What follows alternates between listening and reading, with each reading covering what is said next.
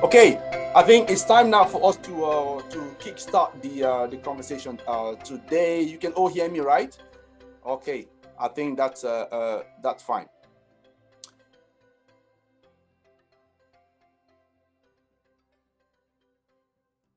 Tony, you're muted. You're muted, Tony. Excellent, excellent. That's exactly what I wanted. You know what, guys? That's exactly what it feels like sometimes when you are in the sector of renewable energy and you're speaking, people are not hearing you. Because what I was simply saying to you, I was saying that we're going to have a specific moment together, right? And that's what it feels like. We're speaking to you, but you don't hear. That's what I wanted to simulate. So today it's all about that, talking about how can we make renewable energy voice heard? What is the world need to hear about that? And just to set the tone a little bit, we usually have the habit of having, let's say, a quick presentation, right, to give us some perspective of what the conversation is. And after that, we can sort of dive into the conversation a little bit more. So what I have for you is actually, I think there was a background noise. If maybe we can mute that. Okay, that's great. Okay, what I have for you, it's an excellent speaker, maybe the best one that I could have found for that. So and you all know her, but the executive director of REN21 is Rana Adib. And I think she's going to put some perspective on what we're going to discuss today. And after that, there is a lot that we can talk about. And I promise you, this time she's definitely going to speak. She won't be on mute like me. Rana, it's over to you.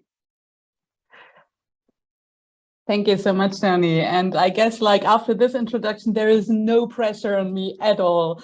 And I'll need to be even more careful about how I say things to make sure that they are being heard and they trigger action, right? This is what it's about. So I'm going to share some slides, and maybe just to give you an explanation, I think this is a reality of a global network, right? This morning we have launched the UNECE Renewables Global Renewable Status Report, another regional report, and now we are diving from UNECE onto the African continent. I don't know if you can see me. Can you see me? And what is interesting about this is that there is a diversity of realities basically in those two regions, but there are really lots of things that are interesting to exchange about because there are solutions that are similar. Now, I'll share my screen. But here we are. Can you confirm that you see my screen? That's great. So REN21. And I think it's really important to say it. It's about renewables now. And why am I underlining this? We have to take action now. That's a reality. And we have many choices. And the fact that we started basically this engagement on the African continent with a RENdez-vous series approximately a year ago, a bit less. And I think there is a wealth of realities, discussions we had, and there is a big question now how we can also build on this to move into this action now. Today we're speaking and looking basically at this joint and shared endeavor of all of us to look ahead to important global events where we feel that even though climate change might not be the main driver for renewable energy or on the African continent, or is one of many drivers, it is still very important to think about what the messages are and what voices we want to bring into this global event that will have a global attention. Very quickly, we started a couple of months ago, as I said, this RENdez-vous series, Africa specifically, a dialogue series, very much under this umbrella topic, what do renewables mean for Africa? Because we realize that historically, probably renewable energy is often discussed in the energy access context, but there are many different drivers and dialogues to happen and that are happening. And it was really about creating a space for connecting the dots and exploring all those. We have done 8 RENdez-vous series, so today is the 9th. Over 800 people have attended to date. Many of them have attended several events. And what I think is really exciting, 45 African countries have been represented basically here. 45 out of 54 African countries. I'll quote one of our bureau members, Anna Roswa from RENdez-vous Africa, who said, it's really interesting coming to the rendezvous. If I want to know what people think about Africa and renewable energy in Africa, I know where to go. If I want to know what Africans think about renewable energy in Africa, there is not so much a global space where you can enter this, and coming to the rendezvous is bringing a very different and complementary perspective. And I think this is very much reflected by the fact that we had so many countries presented. And what we also realized, and I'll come back to this later, there have been a diversity of topics we looked at that are all highly relevant for renewable energy, and or where renewable energy is relevant for addressing basically those activities. Through the conversations, I think it's very clear and has become apparent there is collective intelligence, so many experiences, insights, knowledge that are of value for the persons, for this community, but also beyond this. Really interesting data, certainly also some data gaps, and lots of stories to tell, because renewable energy is actually inspiring. What we clearly also saw is we have framed it, and I guess like in global conversations, we often tend to say like, what is happening in Africa? But the reality is Africa is not one reality. We speak about 54 countries, and there is a diversity of realities on the continent. So not only a diversity of realities on the continent, but also a diversity of topics. And sorry, there is a glitch on the slide. It will be corrected when we share it. I'll just quickly say what topics we looked at, because I think they are also guiding the discussion forward. So the first one was really to look into what does renewables mean for Africa, and so economic development, a catalyst for change from a transport side, heating, cooling, electricity, many aspects. Another one on political leadership and how do we drive political leadership. Then we specifically looked with, in collaboration with Irina here as a knowledge partner, on the African Green Deal, for instance. And let's be honest, we all follow press on what is happening on energy in Africa and renewable energy in Africa. During the last couple of months, the topic of natural gas has been very, very present. And so really having also a dialogue of different entry points, renewables and natural gas, what is their role in the African journey? This obviously leads us to green hydrogen, the question of export markets versus local value creation. Is it versus, or is there complementary? And then very clearly also the just dimension of the energy transition, innovation, and clearly the transition is not happening without people working on it, but also money. And then there is a question on ownership. So looking into the African money. I think this really showed the complexity of topics we look at and the dialogues we need to have and we need to continue. What has also happened, I think, is that we had a great players coming together. And this brings us to the community, a stable, quite diverse community, a community of voices. And I think this leads us into what Tony was clearly illustrating before. Voices are very important in positioning the messages. And this brings us to our event today, Africa's Renewable Energy Voices, what the world needs to hear at COP.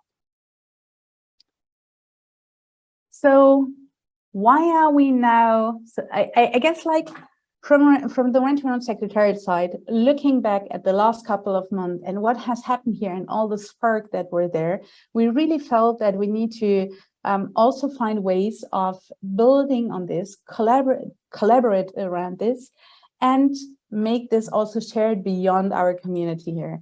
Many of you are also on the WhatsApp channel. We're exchanging continuously. Lots of information are being shared, discussions happening. But how do we make sure that basically this is also heard? And how do we make it sure that it's heard? Because the history also shows that dominant voices set the rules. And the reality is renewable energy development need other rules than fossil fuel developments. Rules on the African continent, obviously from one country to another, from one sector to another, need to be different, but they need a specific attention if we think about a renewable-based system, but also a renewable-based economy and society. This brings us to an action we would like to start with you, and we would like to work with you on it. So from Renton on side, we have thought about, or we're working on this and would really like to collaborate with you on this, a campaign under the topic of Energize Africa. Energize Africa with renewable energy pathways focus very clearly. Here, it's about a multi-layered campaign that is demonstrating how and why renewable energy align with Africa's development aspirations. And development aspirations here is really to be seen in a broad part. It's economic development, it's societal development. But when we're looking into this, it is obviously about trade. It's about building industry supply chains, skilling people, reskilling, and also looking into the sectors that are using energy. So it's really seen in the broad part. The objective is to mobilize African voices around renewables and to amplify those voices. And I think this is also what REN21 can offer as a global platform, as a multi-stakeholder platform, how we can basically bring those voices together and use this platform we can offer to spread the messages and the diversity of messages that need to be heard from the decision makers, to influence the debate and to also contribute to set the rules. Building blocks are very clearly following a REN21 logic, I guess, knowledge and data, communication, because the reality is communication is not only facts and figures, but also basically driving the debate. And we have heard so many stories, voices, and quotes from you that can be used. I will just show one example. We have not fetched out campaign which we are presenting here because this was not at all the idea. The idea was to inspire the discussion so that we can also see what we can do collaboratively to make this endeavor basically a success and not crowdsourced knowledge and data, which REN21 is very much known for, but crowdsourced messaging, I guess, on renewable energy. So the topic would be about Energize Africa. And I mentioned the natural gas discussion we've seen. The reality is often we hear Africa needs natural gas. And I'm here really not disputing, does Africa need natural gas, yes or no? This is not what it's about. But the reality is when we look basically into the 54 countries and the realities there, we see that 17 countries out of the 54 countries are producing natural gas. When you're looking into the total final energy consumption, 23 countries consume natural gas. And this means that basically the reality is that 21 countries are not at all directly reflected and represented in the discussion and in the messages around natural gas. And this looks maybe a bit polarizing, but also to inspire action. The reality is the renewable story is actually a renewable story everywhere on the African continent. And basically, this is to show at one example, some ideas and some suggestions how we can basically make sure that the stories we have heard during the last couple of months, the stories you have to tell, the insights you have, the data, facts, and figures can basically also be communicated outside of this world. And I guess like we'll hear a couple of other voices and insights, but then it's up to all of you to see like how to make this a joint journey. Along some questions, actually, how would you like to engage in such an upcoming campaign?